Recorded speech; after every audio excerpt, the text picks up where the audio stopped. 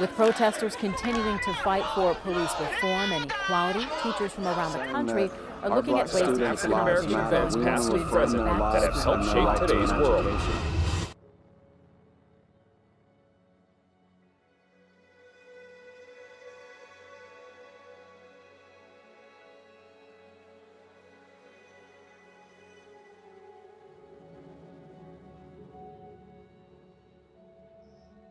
Okay, I guess I'll start because I'm white, and yes, I definitely have certain privileges that other people, specifically people of color, don't have. And I think a lot of this movement revolves around people acknowledging that they have white privilege and using their whiteness to help spread awareness of white privilege, and also to be a voice, not a loud voice, but a voice, an advocate for, and maybe not an advocate, an ally of people of color. Yeah. I think that it's hard for some people to admit they have white privilege because they think it somehow takes away from all the hard work that they've done. And I don't think that's the right way to look at it. Yes, you've put in a lot of hard work, but because you've had connections, it's helped you get further than someone else who's put in a lot of hard work but didn't have those connections. There's a lot in the culture of school that needs to be changed, and a lot of implicit biases within teachers that need to be challenged and worked through. We have a lot of work to do.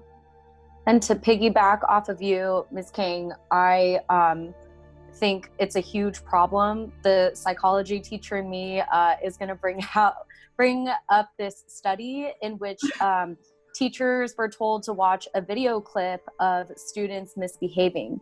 And the psychologists, the researchers were watching the teacher's eyes, and there were Black students and white students in the video, both male and female, and the teachers more often stared at the Black boy and watched him for the misbehaviors. So even that, they, students of color, specifically Black students, have a target on their back already as soon as they walk in the door. And so this leads to more suspensions of students of color, more detentions, and just more punishment in general for students of color. And that definitely has an impact on their mental health. And also, teachers tend to have lower expectations of Black and brown students. And so if students believe that their teachers have lower expectations of them, then they will,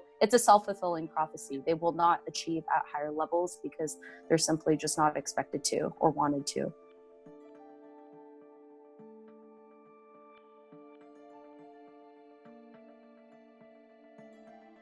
So I put a 4, and I put large corporations because, to be honest, I don't really care less if Forever 21 is smashed, if Verizon is smashed.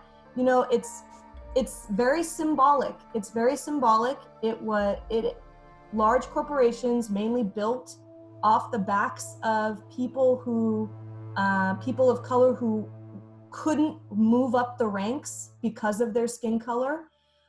I think I put a 5 because I'm just so freaking tired. I almost cussed because I'm so tired of everyone criticizing me. I'm like, yeah, 5, I don't care. I think I even put both small and large businesses. But the point is, like I just get really mad. I'm sure I speak for all of us too, when the conversations get directed at something that's not supposed to be focusing on, right? Where like the point of the rioting and the looting, and by the way, I'm talking about exclusively the actual protesters and Black people who are reacting to trauma after trauma after trauma. I'm not talking about people who are there who don't belong there. They're just taking advantage of its situation. That's completely, not a 5 for whether or not I approve of it. But by Toni Morrison, which maybe you've read this already, she says, what struck me most about those who rioted was how long they had waited, as in how long they waited before they rioted. The restraint they showed, not the spontaneity, the restraint. They wanted and waited for justice and it didn't come. No one talks about that. No one talks about how long, how many generations they haven't burned everything to the ground after death, murder, everything that has destroyed generation after generation after generation. And there's always going to be violence in a protest. I mean, look at the civil rights movement. We're all, there's lots of Martin Luther King quotes going around, but there was a lot of violence in those civil rights movements and protests, both from the police to organizers and vice versa. I live in Long Beach, and after the looting and rioting started a little over a week ago now, there was a 4 p.m. curfew instituted, National Guard stationed in our city, and I applauded protesters who broke the curfew. Mm-hmm. It was just another example of police overreach and militarization in cities, and I was in full support of technically breaking the law at that point. It was not allowed. And look, they didn't put a curfew for the protesters in Huntington Beach, so you can't cherry pick what protests to shut down and what not.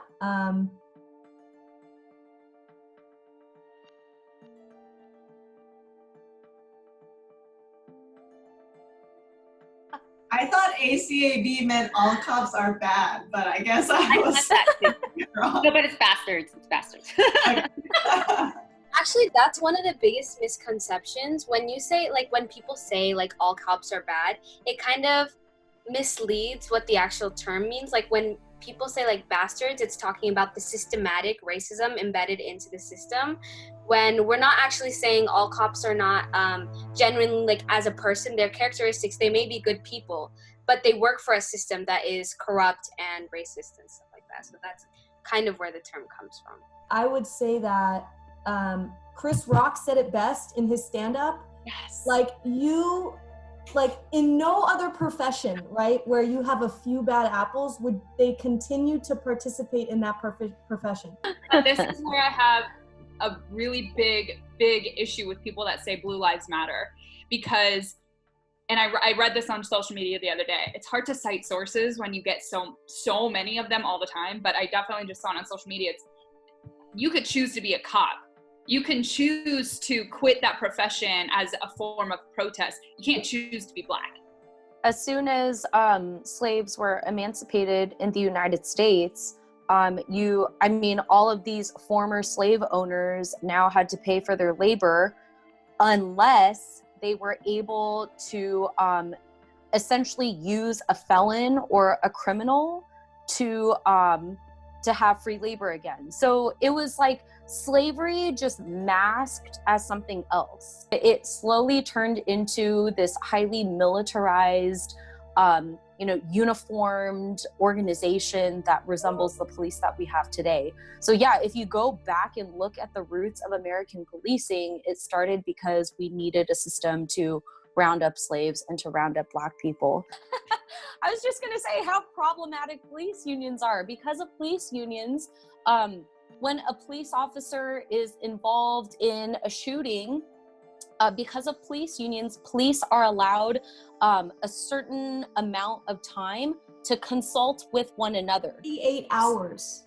4 Yeah, so hours. Right, so that they can all have one same unified story as to what happened. Because of police unions, we have police who will never have to pay for their fines once they're convicted and found guilty of murdering a civilian. Police officers, we have no organized system in this country that identifies problematic police officers who are let go in one city and then they wander off to the next city. They're called wandering cops. They wander off to the next city and get hired right there in the next city. I also feel so there's that, but also what Shailee's talking about has been super exciting for me, because only recently I've been reading about this is the actual alternative, having a mental health worker come here, having a trauma specialist come here, and yes, maybe having a police accompany them. And so these proposals are just so realistic because it already is happening. There's just no funding, so defunding, right? Bringing more funding there, advertising it more. Who grows up saying they want to be a social worker? Yet all my students say they want to grow up and help the world. And so it's this paradigm shift and all that stuff that I think would help a truly flawed, broken system. We need to be able to triage this into, okay, you need this person, this person, this person. Right now it's like, your house is on fire, you know, you got the fire department. Anything else, 911. Like, there's gotta be a better way.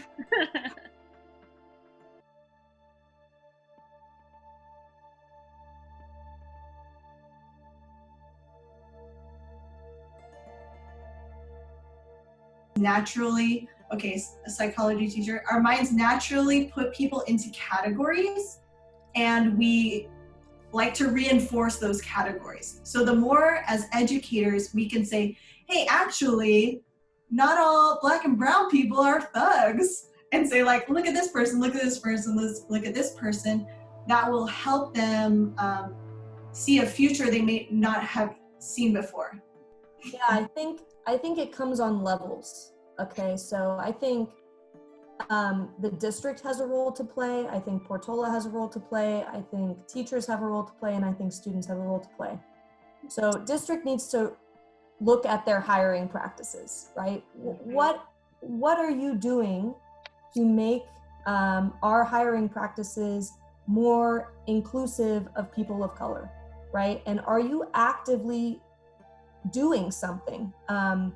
Because if you look at IUSD, you know, the hiring practices are not reflective of the student population, and it's not just IUSD, it's other districts as well, are not reflective of the student body population. And there's something to be said about having a connection with a teacher that looks like you. I'm so sorry my phone died, but I think I could kind of figure out and gather what the conversation was about. But yeah, I think as teachers, it's so important for us to recognize that we have a lot of learning to do as well. This is something that we need to constantly train ourselves to be aware of and think about, and that's mentally and emotionally exhausting. Someone compared this type of work to working out. If you want to get fit, it's not going to be a matter of you watching one YouTube video, you listening to one, inspiring lecture, and then walking away and suddenly being like super fit or super woke in this case, right? Like, this is something you have to work on until the day you die. And until you accept that, that's unfortunate. Like, you have to realize it and accept that, and then be willing to put in the work. We have one unit that's dedicated to people of color. We like hit it and move on. We just read like The Hate You Give, or we just read, like in our case, Their Eyes Were Watching God, and we move on.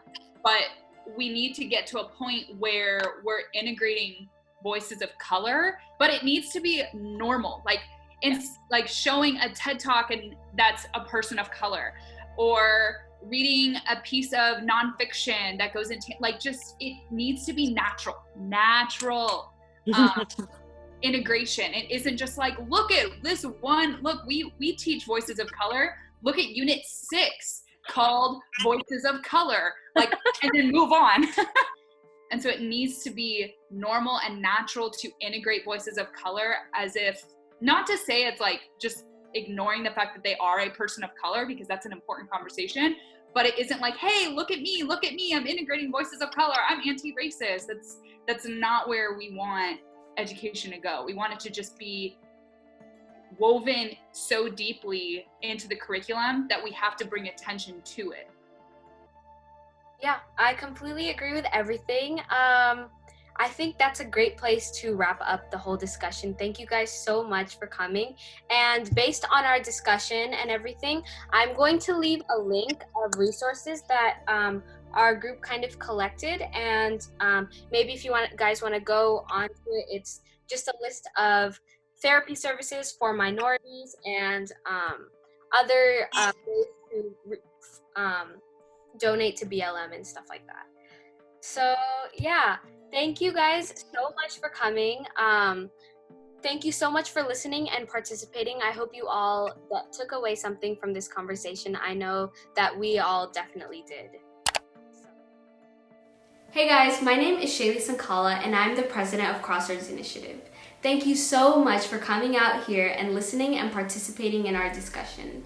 In the description below, I have linked some resources that we mentioned earlier in our discussion, as well as a student Black Lives Matter discussion to cover a different perspective of the same issue that we talked about today. So make sure to check it out.